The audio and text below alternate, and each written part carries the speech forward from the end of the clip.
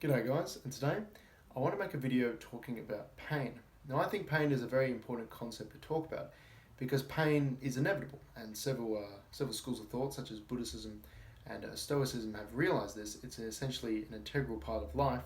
It's the way I see it, it's the trade-off to being alive. You get to be alive but you have to suffer and that sort of thing. So I think it's important that we attempt to understand pain as a concept, not merely as, we recognize it as something that hurts and sort of a definitive statement, that sort of thing.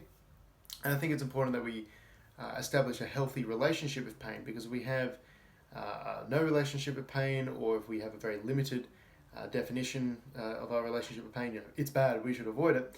Well, we are under threat of being crushed under waves of suffering and nihilism and this sort of thing.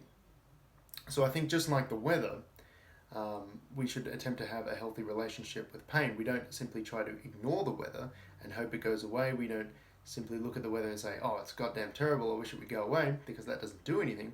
What we have instead is a healthy respect for the weather and a healthy relationship with the weather. So looking around this room right now, this room is in part a response to the weather. So rather than just sitting outside and saying, oh, the weather doesn't exist, or I don't like it, I wish it would go away, we instead build houses with walls to keep out the wind and waterproof, leak-proof roofs and this sort of thing. And that's our response to the weather. So looking at that, why don't we do something similar for pain?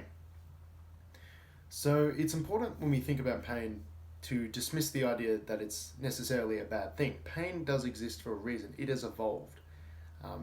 Thinking literally, pain comes from our nervous system. Every bit of pain you've ever felt in your life has been generated by your own body, which is a really interesting thing to think about when you consider sort of the varied ways your body can make you feel.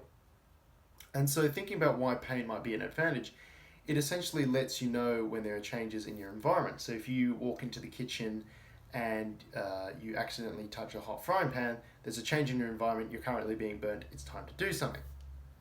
So if we think right back to, say, the first proto-nervous systems millions and millions of years ago, when they were just hundreds of millions of years ago, I should really say, we're thinking in terms of biology time, when they were just little single-celled organisms living in sludge puddles and rock pools and this sort of thing. The first nervous systems may have been something like an organism is able to tell when light is striking it, or able to tell when it's hot or cold, or this sort of thing. And this is really great. It may sound very simple on paper, but it allows an organism to know when it's too hot, when it's too cold, when it's being hit by sun. A lot of organisms back then were photosynthesizing and this sort of thing, and allows it to respond to changes in the environment. And a successful organism, an organism that survives, is one that is able to do this, to survive in responses to changes to the environment. And any animal that can't is swiftly killed off. So if we have an animal, a little single-celled thing that can tell when it's light or dark or hot or cold, it's able to move into the light when it needs to photosynthesize and move into the dark when it gets too hot and this sort of thing. And if we have an animal that doesn't, it can't recognize changes in the environment, and it's less likely to survive, it's less likely to pass on its genetics. And you can see how pain develops and becomes a more fleshed out concept over time. As animals who are more acutely able to detect changes in their environment, they're better able to survive and pass on until you get to modern day humanity and the very broad spectrum of pain we're able to feel. So that's something that I really want to point out. Pointing out that pain isn't necessarily a bad thing. The way I try to look at pain, and of course it's very difficult, basically impossible to do this in the heat of the moment when you're in pain, because you're so caught up in the moment when you stub your toe or whatever. The way I'd like to think about pain is that pain is a signal. It's a motivating signal, and it's essentially a call to action. It's your body saying, look at this is important, something has changed, pay attention to it. So if we can think about an example of this, thinking about where I live in Australia and that sort of thing, the roads in summer get really hot. Obviously they get baked under the sun all day. They get so hot. I'm sure this occurs in other parts of the world. You can actually cook eggs on the road and this sort of thing. And if you walk out in your flip-flops or your thongs, they will melt. So that's the type of heat we're talking about here. But if we think about our trip to the beach, and we get to the beach and we have to cross the road to get from, say, the grass in the parking lot out to the sand.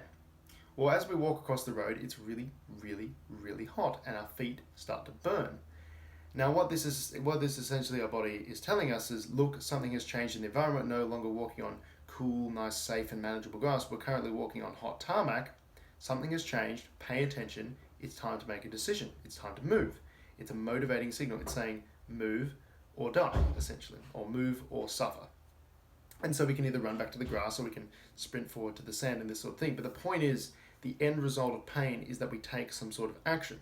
And that's the point of pain. It's to get you to move. It's to get you to do something, to react in some capacity in order to respond to the changes in the environment so you're better able to survive. Now, in the purely biological sense, this is just for passing on your genetics. But if we're thinking in a more philosophical sense, in the sense of self-improvement, we can respond to pain in order to improve our lives, to reduce the amount of pain we feel, to increase our happiness within life and this sort of thing. So again, when we encounter pain nowadays, which again it's something that's sort of put off by consumerist culture, something that I've noticed. And I think the reason why, and perhaps you have something to add to this down in the comments below, I think the reason why we're told to avoid pain so much nowadays is because people who are in pain, people who are in agony, they don't tend to buy stuff. I mean, you've got people who are anxious and nervous. Those people buy a lot, and all the makeup industry and the clothing industry, it's all about provoking anxiety in people so that they go out and buy stuff to attempt to alleviate this anxiety. But people who are suffering don't tend to buy very much stuff. And I think it benefits consumerist culture to sort of say, promote the message that, look, pain should be avoided at all costs. There's nothing to be benefited. There's no benefit to be derived from pain. And we should just, go out and buy stuff to make ourselves feel happy and this sort of thing. Constantly feeling happy by purchasing material goods, of course, is putting a band-aid on a gaping wound. It doesn't really do anything. If anything, it's like a drug fix, just a quick little fix to soothe your anxiety in the moment, but it doesn't actually address the underlying causes or problems you may be having. And again, that's sort of what I want to attack at this in this video, as well as my channel in general. We don't want to play whack-a-mole with the symptoms. We want to go after the source. This is why we're talking about pain as a concept and our relationship to it.